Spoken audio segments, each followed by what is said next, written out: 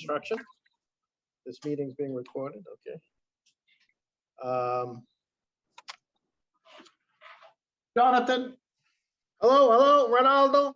I see you. Jonathan. I'm going to expose you to a lot of different things, and it might seem a little like, what the hell is he talking about, and what are these terms? It's my goal that people that when you hear something about land, that you have some understanding and kind of know where to go for questions. I'm always really, you can always call me. People do. I get calls all the time from agents, very regularly.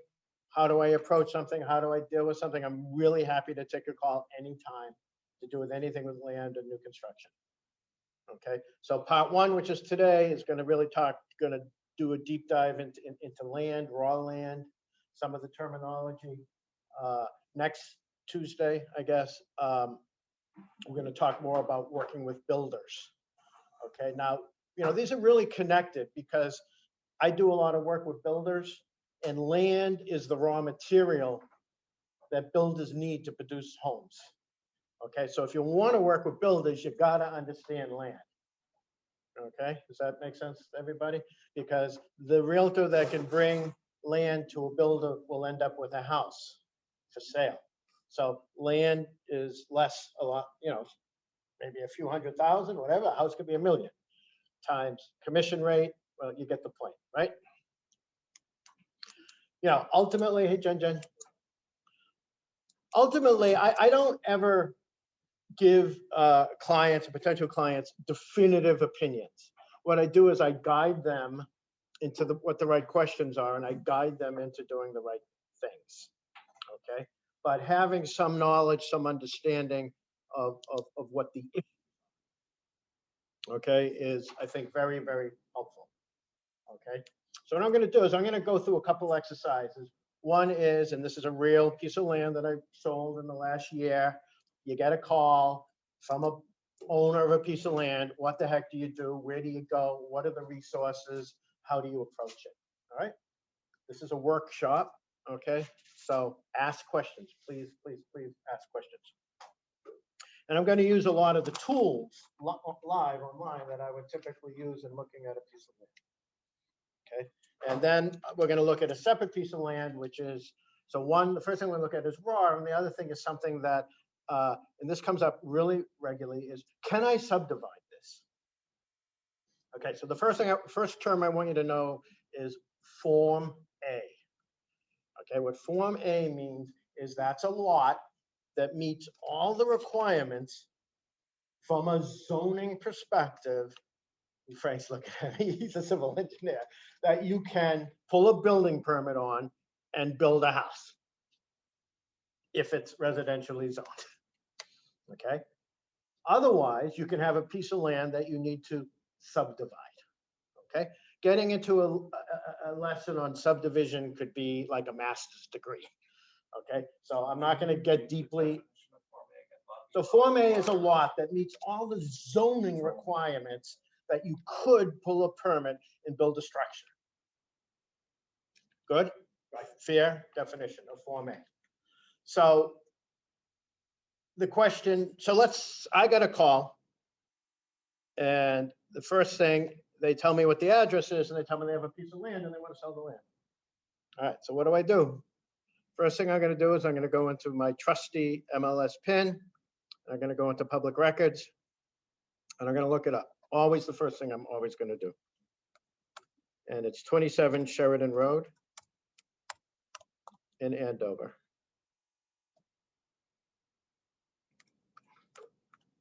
Do they usually have numbered addresses? Often they don't. Okay, now I got to move this thing because I don't have my search now.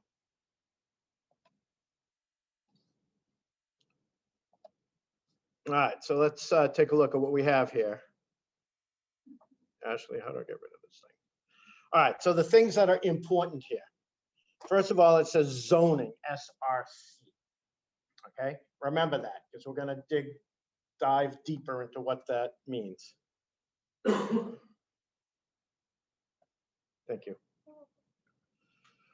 The second thing we want to note, it says uses, residential developable land. Now, that is not always correct, and I would not depend on that, okay? But that is certainly an indication that this may be developable. The other thing we want to note is the lot size. So the lot size and the zoning code. All right. So that's the first kind of things we want to look at to see what can we do with this piece of land. Okay. The second thing, now what I'm going to do, and we're going to remember that, all right, is now let's take a look and see what does this thing look like. Okay. Well, actually, before that, what I want to do is I want to know what SRC means. Every single town and city has a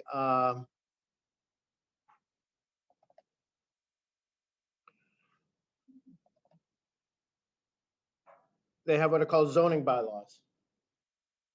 Okay, and if you want to go to sleep at night and you have trouble going to sleep at night, pick up a zoning bylaw manual. Okay, it is the most boring thing on earth, but there are 2 pages in that zoning manual which are particularly relevant to you. One looks like this, which is zoning districts. Now, I do a lot of work with land, so I actually have a folder where I have cut these out of lots of zoning bylaw manuals because I don't want to go search through them. All right, and you see down the bottom, it said SRA, SRB, SRC, so SRC, okay. Now it tells you what the minimum lot size is 43,560. And for all of you who actually passed your real estate license, you will know that that means that's an acre. Okay, so right away, we know that this lot is at least compliant with the size that is required for it to be a legal lot. Now, if when we went into the assessor database, if it said it was only 40,000 square feet, and this is often the case, okay, and we look here and it says that the minimum lot size required to be a legal lot in this area is 43,000. Okay, we know that as it stands, it may not be a buildable lot. Notice I did not say it is not a buildable lot. There are other things out there.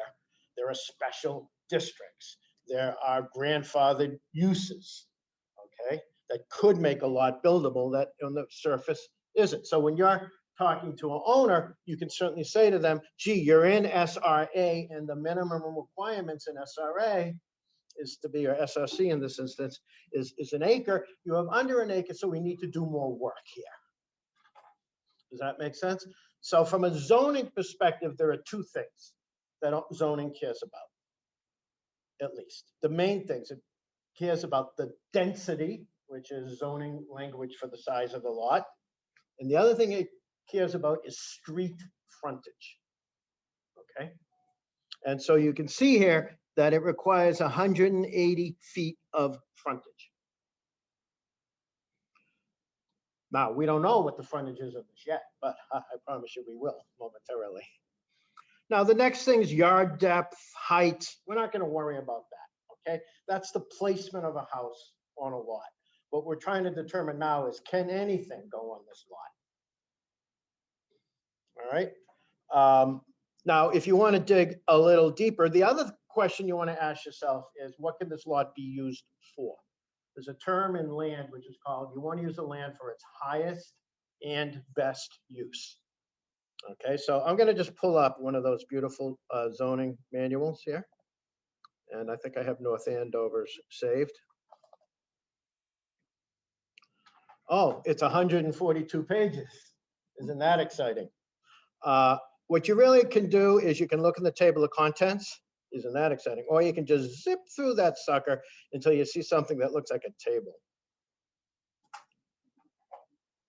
And usually the tables are at the end. Ah, wait a minute, I saw a table. Okay, this is what's called a table of uses.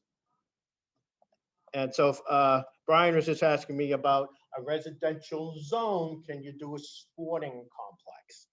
All right. So this will tell us R1, R4. Now this is different than the R1s that we had in Andover. Each community does it differently. Yay, we're in Massachusetts, right? Everything is different. So if we had a property that was an R4, we could go down and see all these uses, and there's either Y, a N, or an SP. Go ahead. So where did you pick up if it's an R1, R4, R5? You would get that in the assessor record. Now, I always double check, by the way. I go into MLS PIN. I've never had one wrong, but I always then go into the town assessors database and I verify that it is the correct zone. Okay? So if I had a property in R1 through 3 and I wanted to do congregate housing, the answer is yeah, no, don't even think about it. Okay? If I want to do a golf course, well, you can. Okay? SP means special permit. Special permit means misery for 2 to 3 years and spending hundreds of thousands of dollars with attorneys and engineers. Sometimes it's worth it, sometimes it's not. Now, if you're involved in a piece of land that you get called on, okay, that's large, multiple acres, okay, what you really want to do is tell the people to hire an engineer, okay? You can give some thoughts about it. You can look at it, or look at a couple, okay, that are bigger pieces, all right? But when you go to market a piece of land, the more information you have, the better off you are, the more you're going to sell it for, the wider the market is you can sell it to, all right? A lot of times owners don't want to do anything. They don't want to spend any money. And now you're going out with no information. Yeah, it's a land. It's a 42 Main Street, something like that. It's problematic in that what happens, you put that out to the world and then buyers come in and they write all sorts of strange offers on it. Okay, subject to me being able to do whatever the hell I want to do.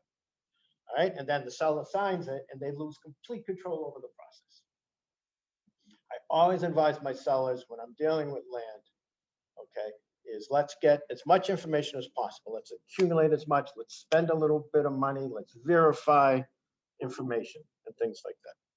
All right, so I digressed a little bit here, but generally the type of land we're going to be dealing with on a daily basis is going to be pretty straightforward residential. So when it comes to land, the first thing we want to deal with is the zoning concerns. Okay. The next thing we want to know is where does the poop go when you flush the toilet? Okay. That is very, very important. That's a technical term. Yeah. Well, I'm on Zoom. I'm saying it nice. All right. All right. And so you must have a piece of land that meets zoning requirements, frontage density only. It doesn't mean you can build a house. You can't build a house on it if there's nowhere for the poop to go. All right, so let's take a look at that. So anyway, so the first thing I did, I get the call, 27 Sheridan Road. I look, it's an acre. I look, it's the zoning. I see that zoning is effective. It works, okay? The next thing I'm going to do, if I can figure out how to do it on the screen, is how do I get into another thing here? Just drag it down. Oh, Drag your browser down. what do I do? Drag the, oh, there you go. Okay, next thing I'm going to do is I'm going to go into what's called GIS, Geographic Information System. Every community many communities have a GIS system. There is a statewide GIS system called Oliver. So if the city or town that you are looking at if you Google GIS Melrose, GIS Framingham, and nothing comes up, you need to go into Oliver. Again, I can help you with that. I will warn you that there's a glitch, a little strange glitch in North Andover's GIS system, all right, which took me a while to figure out. So I go into the interactive marketing tool. Andover is part of this Merrimack Valley Planning Commission. It's a good system. I'm going to move this sucker out of the way again. Okay, find a parcel by street address, all right? Sheridan Road.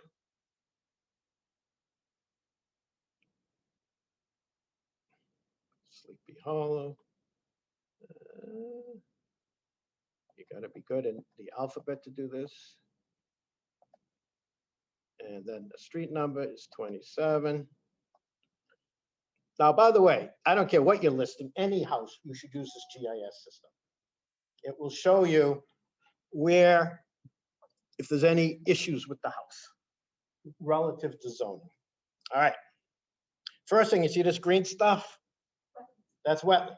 Wetlands are bad, bad, bad, bad. They screw up septic systems. You can't cross them.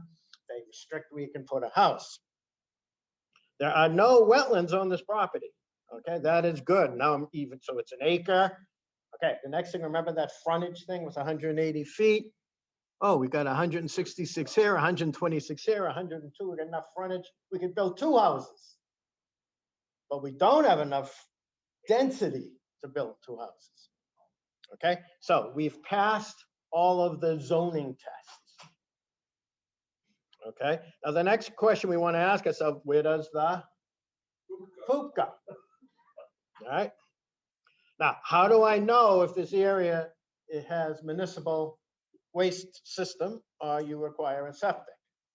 Okay, one way is you can drive out there and you look in the street and you look for manhole covers that say sewer, S-E-W-E-R. I can't pronounce that word properly. On it. If it is, there is probably access to municipal waste system. You gotta be careful though, because maybe this lot is one further down. Okay? The whole neighborhood might be septic. Now, often what I will do as a quick thing is I will go in back into MLS and I will take a look and I will go into tools, and then I'm going to go into property history, and I'm going to look at Sheridan, and I'm going to look at Andover, and I'm going to look at other houses that are on the street. Basically, I don't need to do that, right? And I'm going to see, well, what do they have for waste? Now, one of the things is, in order to sell a lot, generally, that requires septic, you need to have a septic design. Don't always need, you can market it without a septic design. But then what you're doing is the buyer will likely say it's subject to a septic design. That puts, in my opinion, your seller at a disadvantage. Because now it's the buyer who's designing the septic at his own time with the engineer of his or her choosing. Okay, if your seller has no money, then maybe that's what you're going to do. But in an optimal world, you would like to get that septic design done. But now you're all excited, you get this brand new land listing, now you got to get a damn septic design done. And that can take 8 to 10 to 12 to 14 weeks to get done. So that can be irritating. But you are in a much better position to have that design. Then once you have that design, then you can market the property. Now, short of that, okay. Unless it's on sewer. Sorry? Unless it's on sewer, public sewer. Well, so public sewer, then you're happy, okay, but we're not on public sewer, all right? The other thing you can do is, in order to design a septic, what they do is they dig holes and they pour water in a hole and they see how fast that water drains out of the hole.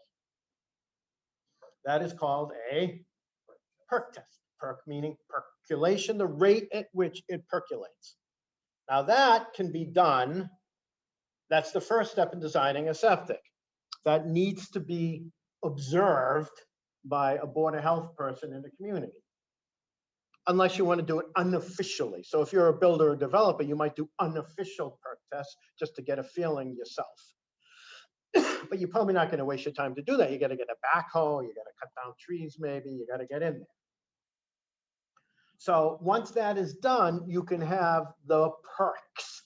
So maybe you can market it to a builder, a developer, or even an end user saying, I'm not going to take the effort to do the septic design, but what I'm going to do is I'm going to present you with the perks. And what we are going to say is we have good perks. Okay? That means you can build a septic here. You can design a septic here. All right? As compared to another lot where you cannot get good perks, in which case either A, you can't build a septic, or B, you're going to build a really expensive septic or a holding tank or something. Now, do note that when you're doing a rehab or a knockdown that is on septic, if it's an existing house, the city or town has to give you a permit to do some kind of septic.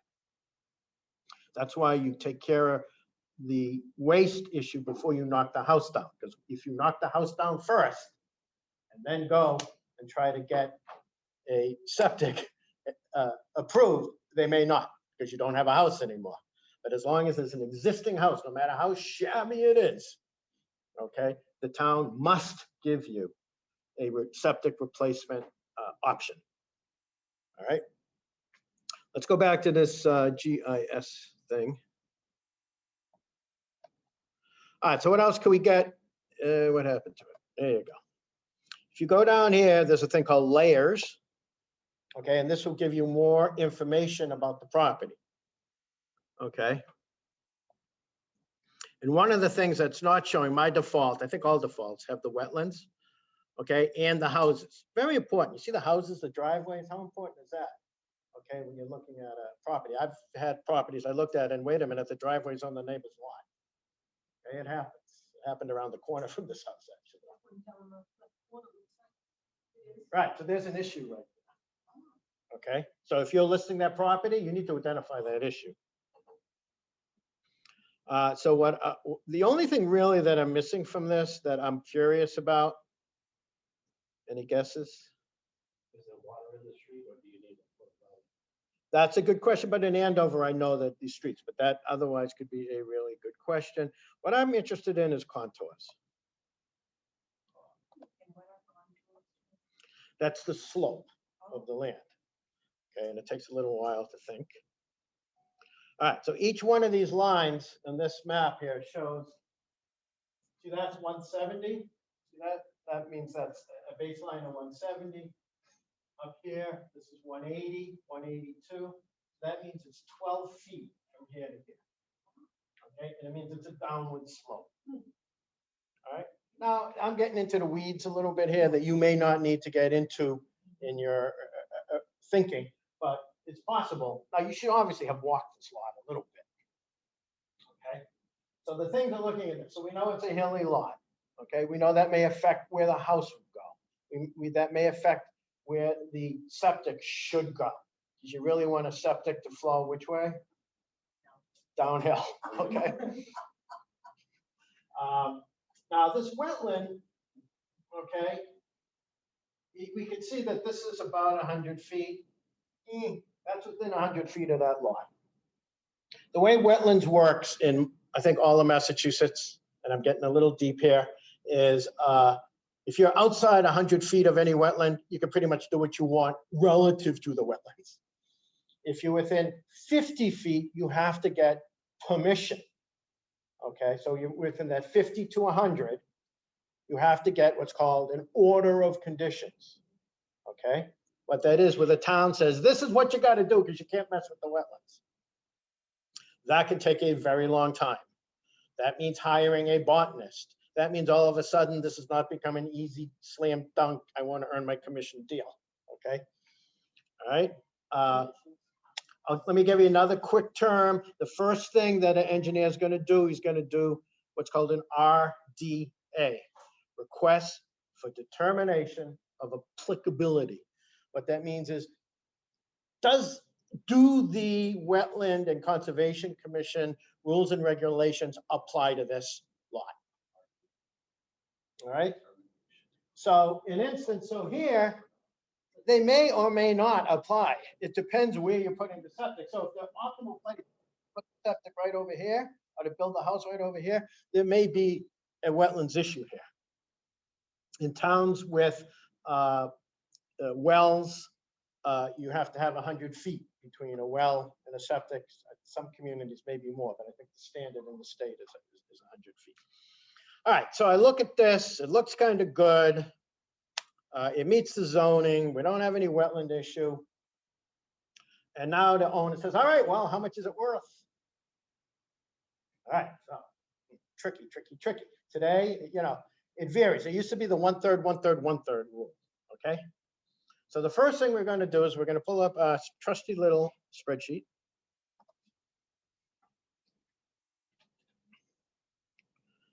I think I called it that. This is a land pricing spreadsheet. Yay. All right. This is the area where you as a listing agent of land and you as someone who's bringing this land to a builder can get in some serious trouble. Okay, because what any builder is going to ask. Now, you could sell the land to two different people. You can sell it to an end user, and an end user can pay whatever they want for the land. They're going to build the house that they want, and this may be their dream lot. They can pay whatever they want. A builder's going to look at it as a business proposition. Now, how you price the lot, whether you price it for a builder or price it for an end user, is a conversation you can have with your owner. Yeah, but if you price it too high, you're not going to get any interest. There aren't that many owners, end users are going to go out and make offers on land. And if they do, you really don't want to deal with them, to tell you the truth, unless it's a really improved, on surge and easy slam dunk piece of land. Because the last thing you want to do is deal with a unsophisticated buyer. So the builder's going to ask you two questions. Well, one question, really. Well, two. What should I build here and how much can I sell it for? That's all they care about. All right. So let's make some assumptions. Now, what I would do if I wasn't that familiar is I would go into MLS. I'm not going to do it now because the clock is fleeting already. And I would look at all the new construction in the community that sold in the last 6 months, and I would try to make some estimates. Okay. Now, I've already determined that it's only a single family home, right? Now, I would love it if it could be 2 lots. I would love it if I could build a duplex there. I would love it if maybe you could do some other things there. Okay, but for the minute, we're going to assume it's a single family neighborhood. It's a single family. All right. So, John, how would you know what the maximum house size is on that lot? Well, it's not the maximum house size you can. It's a question of the relationship of the Lot to price, neighborhood? the price of the house to what size you need. So let's just say that in this neighborhood, it's an older neighborhood where most of the houses are probably in the 600s, maybe 700s in today's market. So let's say a new house might sell for, someone give me a number, 900. Good. All right, 900. Okay. Next question is, how big is this $900,000 house got to be? Jen? 3,000 square feet. All right. So I have estimated, I have put in that it's going to cost the builder $130 a foot to build, which today is probably low. Okay, but these are the variables we can play with. Okay. Then there's a lot prep cost. Okay. Now, because it's on septic, this 130 does not include the septic. Is there a lot of blasting that needs to be done? There's a lot of whatever. And again, we're not experts at this. Well, let's just throw in 10,000 bucks. All right. Now let's say 15,000. Okay. The next thing is the most important thing. Do we all agree? The real estate commission. All right. So let's say you're going to charge the guy who builds the house. This isn't the real estate commission on the sale of the land. This is the builder's view. Okay, we're going to charge 5%. The builder's got to pay some interest. Okay, it's going to cost them something. Okay, so let's say 1%, about 9,000. It's probably a little low on a build this big, right? But we're just playing with this. The builder wants to make some money, right? Builders used to want to make 20, 22, 24%. It's been a lot of years since any builder made that kind, unless it's family land or something. Well, let's say the builder is going to make at least 15%. So if we sold a $900,000 house, okay, and it costs us $390 to build it, and the lot prep and all this, all of our expenses plus a reasonable profit is going to come out to $594, which means how much money do I have left to pay for the land? $306,000. Okay, so for this builder, that this is their world view, okay, they're going to pay $306. I know that no lot in Andover is going to sell for $306,000. All right, so we can start messing with some of these assumptions. The first assumption is the builder's not going to pay you 5%; they're going to pay you 4%. Okay, just telling you that. All right, and the builder profit. Okay, well, he's going to accept 12%. Okay, we're getting up there. Now he's paying 342. And you know what? We ain't selling this house for 900. We're going to sell it for 950.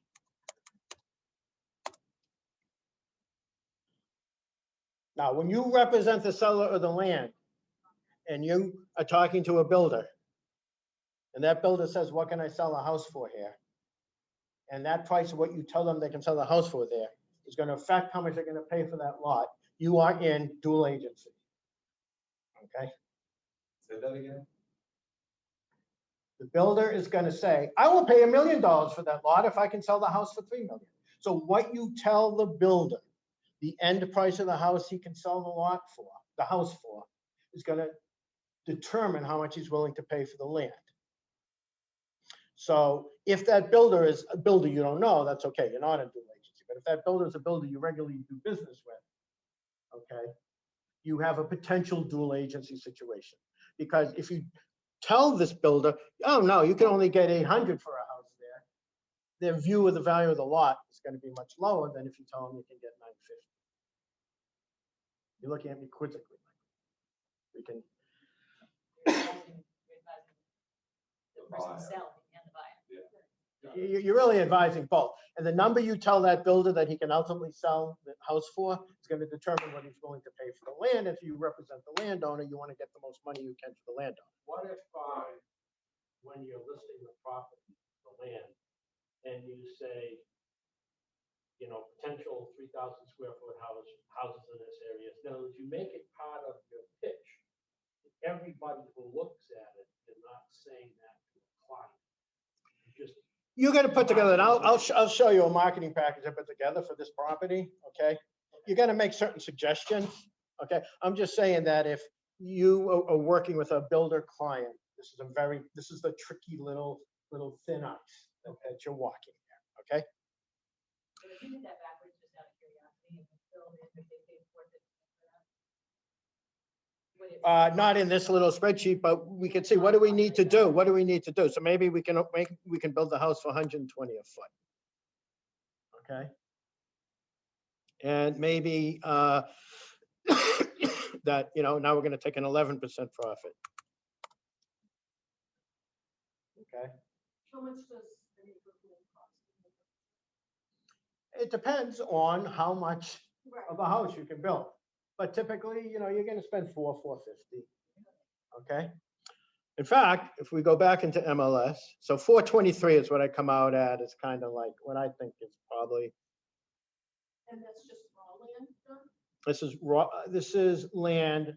Raw means you don't know what you can do on it. Okay. This is a Form A with some septic information Maybe it's that a meets design the zoning. Okay, that a reasonable person can go. Okay. Now, what happened is the person who bought this, it was a builder that bought it for his daughter. Okay, which means we can take out this. We can take out the profit. Okay. So when you're selling to an end user, someone's going to build their own house, they don't need to make profit. Now, that doesn't mean that they don't want to end up with equity. All right. There's a difference. All right.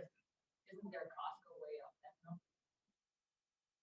For the average buyer, yes. For this particular buyer that happened to buy this piece of land, the father was a builder. But for the average buyer, they're going to come in. What's going to happen is for that average buyer, see this 120 a foot, it's going to become 160. Or more, probably 170, 180 a foot. Okay, that's what the general contractor is going to charge. So this particular piece of land actually ended up selling for 450. There you go. All right, I'm in MLS today, and I go, and what's the first thing y'all do when you get in MLS? Somebody?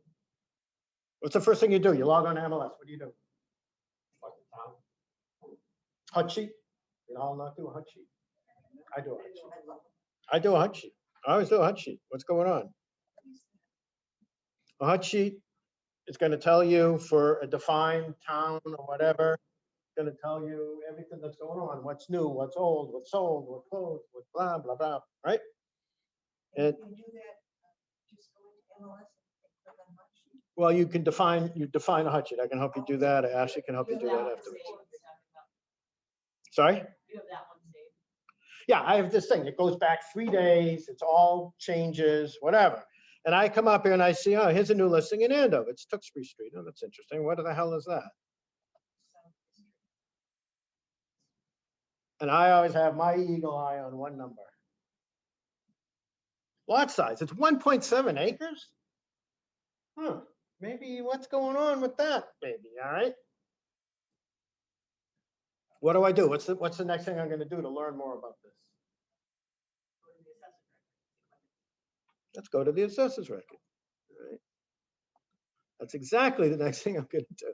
I'm gonna go in here and I'm gonna look at the assessor's record. It's SRA, okay, so I can go back. SRA, if I go back and I look at my trusty little chart, I'm gonna find SRA is 15,000, holy shit. 1.7 times 43.560 divided by 15,000. I'm gonna make a lot of money. I'm gonna sell this to a builder. I'm gonna chop this baby up. We're gonna make subdivisions. We're selling houses. So that's saying that lot on Tewksbury Street could actually hold. I think it's a little premature, Mary, to say that. From a zoning perspective, it meets one of the criteria, which is density. Now, the next step, where's the next place I'm gonna go? GIS map. What number Tewksbury Street was it? Does anyone remember? 72 Tewksbury Street. See, Jen's already done this probably. All right. I just remember. All right, and I'm gonna go up here and I'm gonna say, I want to do something. What am I doing? Search for an address, right? Back.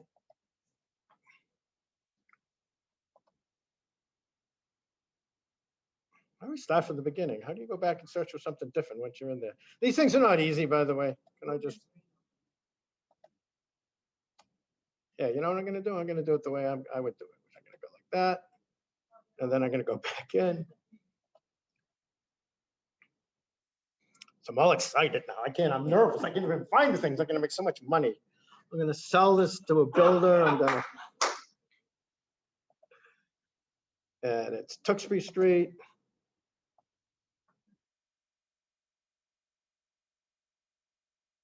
Nice part of town. Oh, every part of Andover is nice. What was the number, Jennifer? I think it was 72. 72 Yes, so for five. 72 Tewksbury Street. Search. Oh, look at that baby. All right. First of all, how much frontage does it have? 158 feet. Okay, and how much frontage is required? In SRA, 115 feet. So to get two lots, 2 times 115 is 230. So we have failed at least the Form A. In other words, Form A, that means I don't have to go and do what's called a definitive subdivision plan. Okay, what that means, what definitive subdivision plan means, I'm building a road in order to create frontage. Okay, and create a series of Form A lots.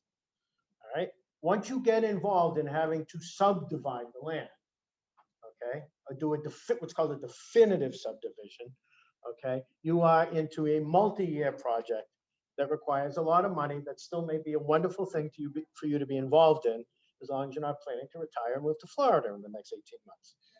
Okay. What else do we see about this which is potentially problematic for additional usage? The significant wetlands affecting the property. Okay, so from a very brief view, I would say this may be a wonderful house to sell, but from a development perspective, it does not appear to be land developable.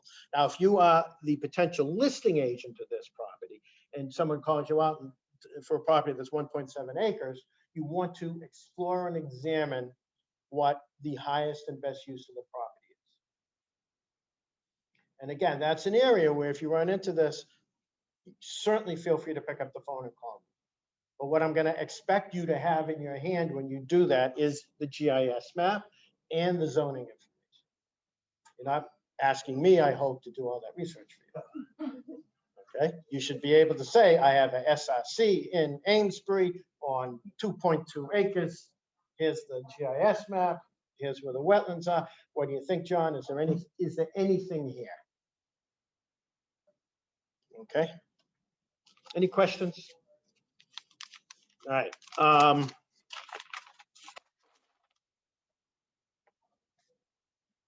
Talked about all of it. One of the things, so now there's a lot of other things that can affect the land, okay? So the other thing that I would always do in one of these properties is I would go to the registry of deeds, which you should do for any property, okay? And what am I looking for in the registry of deeds? I'm looking for, are there any covenants? Okay, I'm looking, are there any restrictions on the property? Okay, so what a covenant means is that when the lot was originally created, the person that created the lot put restrictions on the lot. All right, John, are covenants and restrictions considered one and the same? yes. Covenants are typically put on by a user. Okay, restrictions are typically a zoning thing. Okay, let's talk about some other terms. All right, other things that can affect. One is called districts.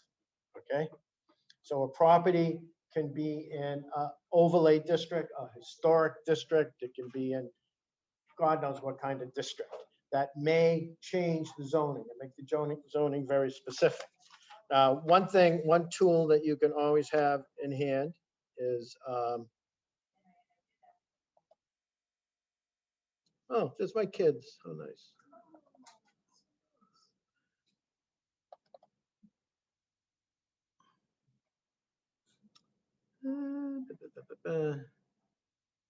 Did you hit record on this when you started? Oh, by the way, let me just step back. Here's the marketing package that I used for this land on Sheridan. So Sheridan was a real thing. Okay. Here is this beautiful land sign, right? That's lovely. Then I have my multiple listing, which I said no builder tie-in. That's a term that's very important. In some communities, people list land, but it's tied into a builder. In Boxford, for instance, that's very common. Okay, so no builder tie-in means you can buy this and do what the hell you want with it. I don't care. As compared to builder tie-in, which means that you can buy this land, but then you have to hire a builder, my builder. Okay, So the builder's already selected. in a non-builder tie-in. Okay, so in some communities, you would expect that. Next thing, I have some beautiful pictures. Okay, why do I show this fire hydrant? Because it's a lot boundary. Okay, and this guy here is also a lot boundary. I always recommend to my clients, seller clients, land clients, to do some staking if it's not clear. Where are the boundaries? Okay, because here you are on the property with the buyer. What's the first thing they're going to ask you? Or the third thing? Where's the boundary? Where's that? Where's the end? Where's the lot? Right? So you should be pretty comfortable. Now the owner may say, I think it's here. Well, it may not be there. In neighborhoods that are newer, that have the green, what are called handhelds, okay? They're like where the underground utilities are, those are typically put on the lot line. Not always, okay? Can I ask you a question? Sure. How would you know if it was affected by infectious, capability? Ooh, what the heck's that? So if there were, for example, I am potentially selling a lot, I'm trying to find out if I can get variance because it's affected by infectious capability. So what that means is you have maybe 1.5 acres, right? Yeah. And the one lot that, let's say, a house is on is non-conforming, but it's grandfathered, say that's 0.5. Then you have another one that's an acre. So in the eyes of the town, they're bound together. All right, so let's be very, very clear on something. Two contiguous lots under the same ownership Yes. that's it. will meld Yes. that's- okay. in the event of a zoning change, Yes. okay? I remember back in the day when my family had a business, we got sued over this. I know this very well. was in, off Great Pond Road in North Andover, went from 1 acre zoning to 2 acre zoning. Okay, so same person owned 2 lots. Okay, it became 1 lot, couldn't sell the other lot. Okay, there's a lot of grandfathering, and this is, You can go before the, you can always go before the ZBA. They love to tell people no, no, okay?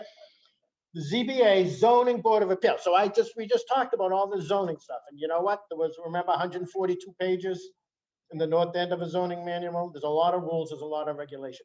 You may have a special case, you may be short an inch. I've been there and think, why shouldn't they give it to me? Okay? When you are short, by the way, the first thing you do is you look at all the neighboring properties. Okay, and see if you can somehow assemble a larger piece. Okay, those are the kind of things where you really need to hire a lawyer. Okay, and say, and you know, in some towns you can have an informal conversation with the zoning board. So what's the likelihood? What can we do? What are the things we can do here? And generally, the answer is going to be no. Okay. Yeah, Tewksbury, where I live, that lot that goes behind the other 2 houses, and they were all subdivided before. But because of the 1 acre, 1 house rule, all of mine is together and it's less than 1 acre, right? But it backs behind 2 other houses that can't put a deck on or anything because of setback rules and stuff like that. So they're always after me for the land behind. And I went to the town and did everything I could, and they were like, you have to maintain. They're not going to allow you to square change. footage. Yep. You can go up but not down. So I could sell them backyard, but I'd have to take their front yard so that I maintain the exact square footage. I'll show you one of the funkiest lots in town. Anyway, just going on here. So here I put the GIS map. Okay, here I put the assessors map. Here I put the original subdivision map that was done in the 60s. And here are the perk tests that I talked about. So in this instance, we did not design a septic, but we did do the perk tests. All right. And they were good perk tests. Okay. Don't even ask me what any of these numbers mean. I have no idea. That's Frank. All right. Let's see, what else who do I? would do a perk test, like the same person who would do like. An engineer. Okay. There are, let's discuss 2 other terms. One is PRD and PUD. You know, this is more subdivision, but if you're listing a house, you might wonder what that's all about. This is Woodley. PUD is planned urban planned unit development, and PRD is planned residential development. And what that simply means, this is Woodley Road in North Andover. You see this entire parcel, if you add up all the square footage and divide it by the number of houses, it equals what the zoning was in that area, say 1 acre. But these actual houses are around 12 and 13,000 square foot lots. Okay.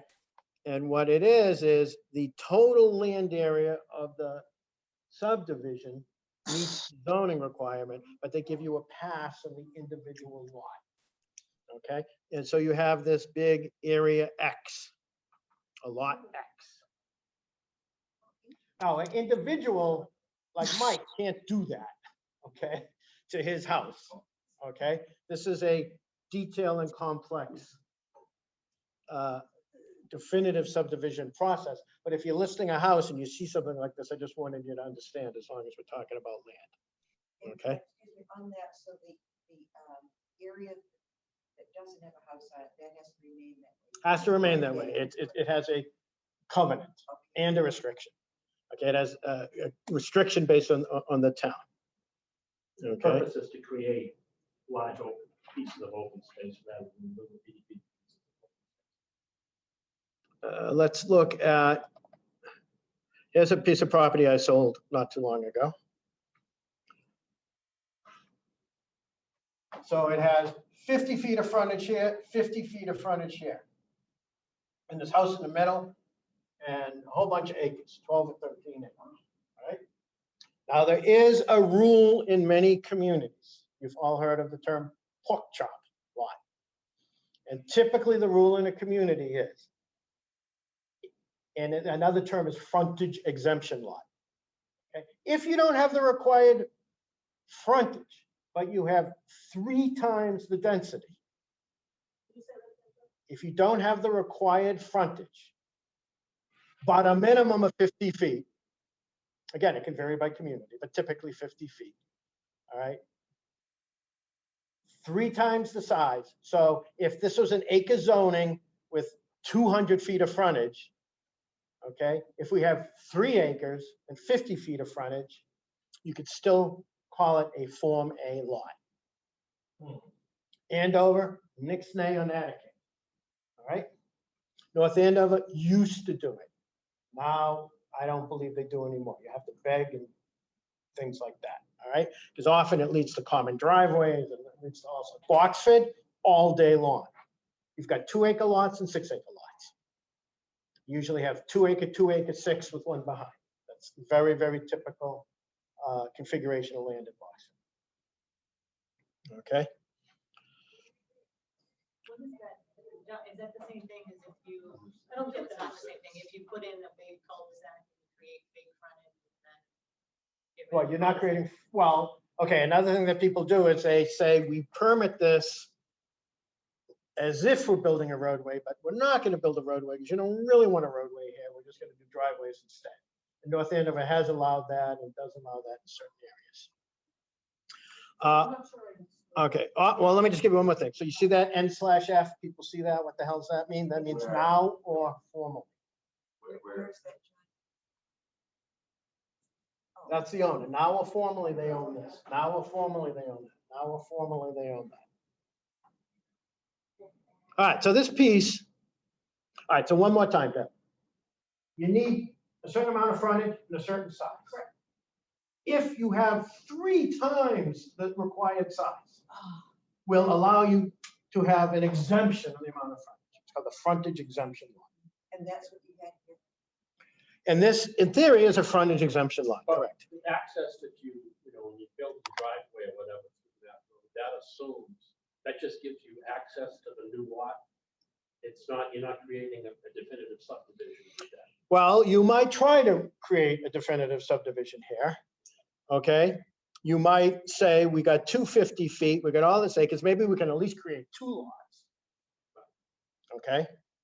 So what's the next thing you would do in looking at this baby?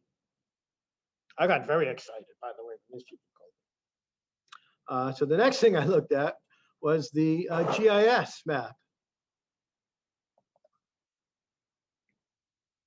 I'm a little less excited now, okay?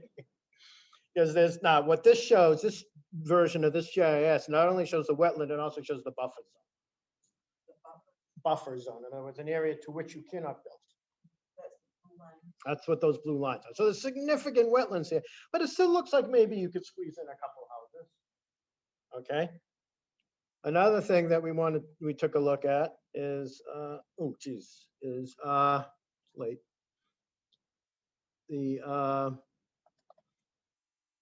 Let's add topography to this baby. So this is off of Oliver, okay? And basically you will see that it's a huge hill. There's wetlands and a huge hill, okay? At the end of the day, this property sold as a single lot to an abutter, to an abutter. And where can you tell us it's a huge hill, John? This here. Oh, there, oh. Not only that, you might also notice that this looks like a hammerhead. And the first plan I showed you didn't have that hammerhead section to it. That required 2 months of title search to figure that one out. All right. So Now, the, do you do that title search? no, God, no, no. What I know to do is tell the owner they need a title search. Okay. What I know is I can tell the owner they need to hire an attorney. I can tell the owner they really should hire an engineer. Okay. That's, do not overstep your license. what did they have to do the title search You see this piece? You see this is the assessor map? on? It's showing this looks like a hammerhead, right? Or a pipe, or whatever the heck you want to call it. Oh, I thought you meant like a hammerhead shark, and I was looking at the wetlands. Now look at this. This is, That's only during Shark Week. this doesn't have this. Right. This is one of the more interesting things I did in a long time. So who is this Rosno? Who owns this? This thing was foreclosed on. Now, is that from the assessment map? No, this is a recorded plan. Okay. Let's see, in the last 30 seconds I have, as you can see, there's a lot. Oh, when you write an offer, let me give you that last thing. You're a buyer's agent and you're writing an offer on a piece of property. Write this language down. The offer is subject to obtaining all necessary permits from all municipalities, state, blah, blah, blah, in order to whatever the hell it is you plan on doing, build a single family home of 3,000 square feet with 4 bedrooms. You must have that language in your offer. Whatever that is, yeah, maybe it's subject to building a tent. I don't know. Whatever it is, all necessary permits, septic, zoning, ZBA, state road curb cuts. Okay, you're protecting, this is now you're a buyer agent, okay? You're protecting your client. That if I can do what I want to do with this property, then I'm willing to pay this. If I can't, no. So how long is the due diligence period? That is a issue of conversation. All right, so the buyer might say, depending how hard it is, a buyer might say within 60 days. Okay, now the key is I would not want to sell a property to an end user or what I would call a baby builder without their knowledge of getting a building permit. Okay, so the only proof of really satisfying that clause is having in your hand a building permit. Okay, and then it gets a little tricky in that the attorney for the seller needs to make sure, and the buyer, that there's language in the purchase and sale that allows those applications to be made. Okay, because you can't have Joe Builder making an application on Susie's property. He doesn't own it without Susie's permission. But again, this is why attorneys, you need attorneys that actually know what they're doing when you're dealing with land. Okay, and I don't want to disparage any of the wonderful attorneys that we work with, but a lot of them don't know shit about land. All right, That's kind of a specialty. they just know how to collect their title insurance fees.